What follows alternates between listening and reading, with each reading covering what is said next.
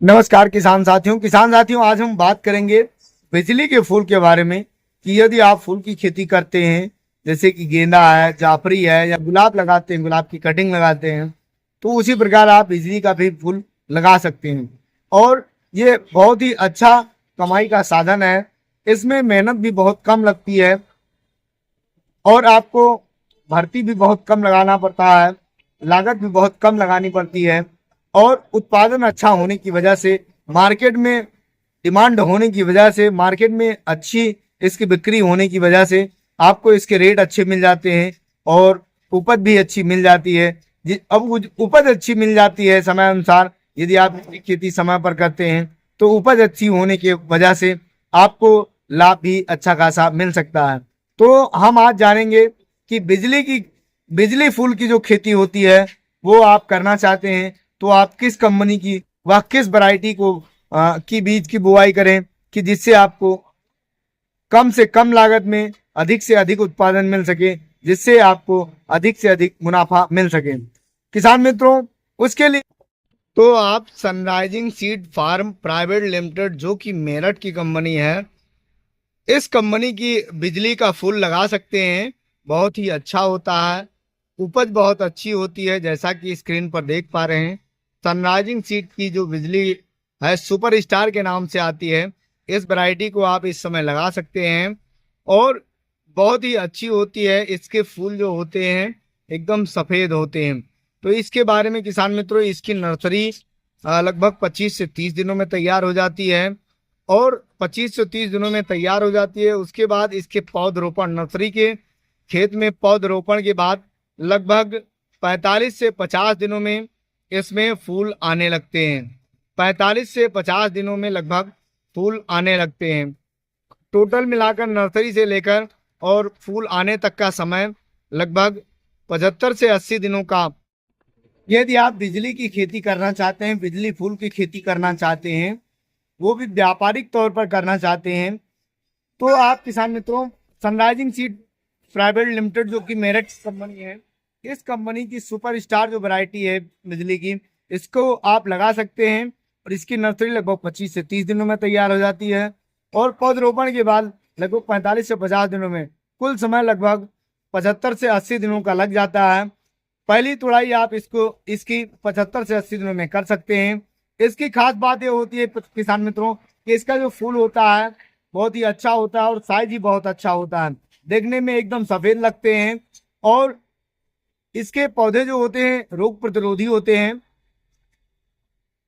सिंचाई भी कम करनी पड़ती है और अन्य वैरायटियों की अपेक्षा इसकी उपज बहुत ही ज्यादा है, अर्थात पैदावार उसकी बहुत ज्यादा है। तो यदि आप फूल की खेती करना चाहते हैं, फूल में यदि बिजली फूल की खेती करना चाहते हैं, तो आप sunrising seed private limited company की जो सुपर स्टार वैरायटी आती है इसको लगा सकते हैं। रोग प्रतिरोधी क्षमता भी बहुत अच्छी होती है, उत्पादन भी अच्छा होता है और मार्केट में इसकी डिमांड भी बहुत होती है।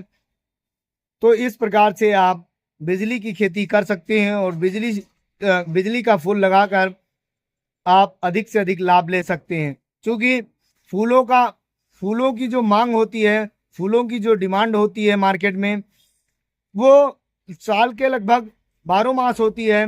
तो आप इसकी बुआई किसान मित्रों 1 जनवरी से लेकर 15 फरवरी तक कर सकते हैं और बड़ी ही आसानी से नर्सरी तैयार करके मार्केट में इसे 75 से 80 दिनों में ला करके और आप अच्छे से अच्छा लाभ कमा सकते हैं।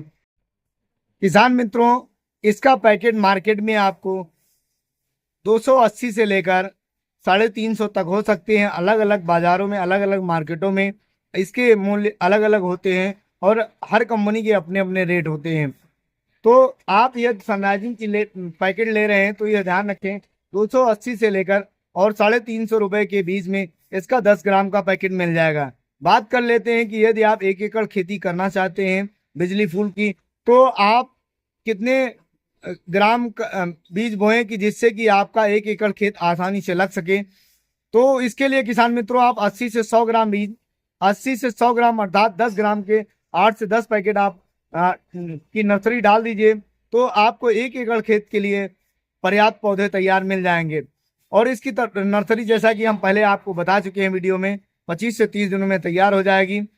और इसके बाद पौधरोपण के बाद में आपका जो फूल है 45 से 50 दिनों में, टोटल आपका 75 से 80 दिनों में इसका उत्पादन आपको मिलने लगेगा। रोग प्रतिरोधी क्षमता इसकी बहुत ही अच्छी होती है। कीट पतंगों का प्रकोप भी इसमें बहुत कम होता है इस वैरायटी में। और इसका उत्पादन इतना जबरदस्त होता है कि अन्य वैरायटियों की अपेक्षा आप कम से कम खाद पानी देकर इसका भरपूर उत्पादन ले सकते हैं। और यदि भरपूर उत्पादन होता है तो उत्पादन के साथ साथ आपको भरपूर लाभ भी मिल सकेगा। बिजली फूल में एक खास बात होती है किसान मित्रों, इसको पानी की अधिक अधिक आवश्यकता होती है। अर्थात नमी वाले क्षेत्रों में लगभग 10 से 12 दिनों में इसकी सिंचाई, और गर्मी वाले क्षेत्रों में, गर्म क्षेत्रों में अर्थात गर्मी के दिनों में आपको इसकी नमी के अनुसार, आप समय अनुसार इसको सिंचाई पानी देते रहें, बार बार अपने आवश्यकता अनुसार इसकी सिंचाई करते रहें, ताकि पौधे कमजोर ना होने पाए। और यदि पौधे कमजोर नहीं होंगे तो आपका उत्पादन अच्छा खासा निकलता रहेगा और अच्छा खासा आप लाभ ले सकेंगे। गर्मी के दिनों में लगभग आप 7 से 8 दिनों पर इसकी सिंचाई करते रहें। चूंकि बिजली के फूल के पौधे नाजुक होते हैं और इसको पानी की अधिक आवश्यकता होती है, तो या तो आप नमी वाले क्षेत्रों में इसको लगाएं, या फिर आप गर्म क्षेत्रों में लगाते हैं तो आपके पास सिंचाई की समुचित व्यवस्था होनी चाहिए, जिससे कि आप जो मेहनत कर रहे हैं, जो समय दे रहे हैं, उसका भरपूर लाभ ले सकें और भरपूर उत्पादन ले सकें। भरपूर उत्पादन होगा तो भरपूर लाभ आपको मिल सकेगा। इसके रेट मार्केट में इस फूल का प्रयोग व्यापारिक तौर पर मंदिरों में चढ़ाने के लिए, और उसके साथ साथ सेंट बनाने के लिए, और अन्य कई स्थितियों में इसका प्रयोग किया जाता है। तो इसकी डिमांड इतनी ज़्यादा होती है कि आप इसको साल के 12 मास इसकी बुवाई कर सकते हैं और इसका उत्पादन ले सकते हैं और अच्छा उत्पादन लेकर आप अच्छी कमाई कर सकते हैं। धन्यवाद।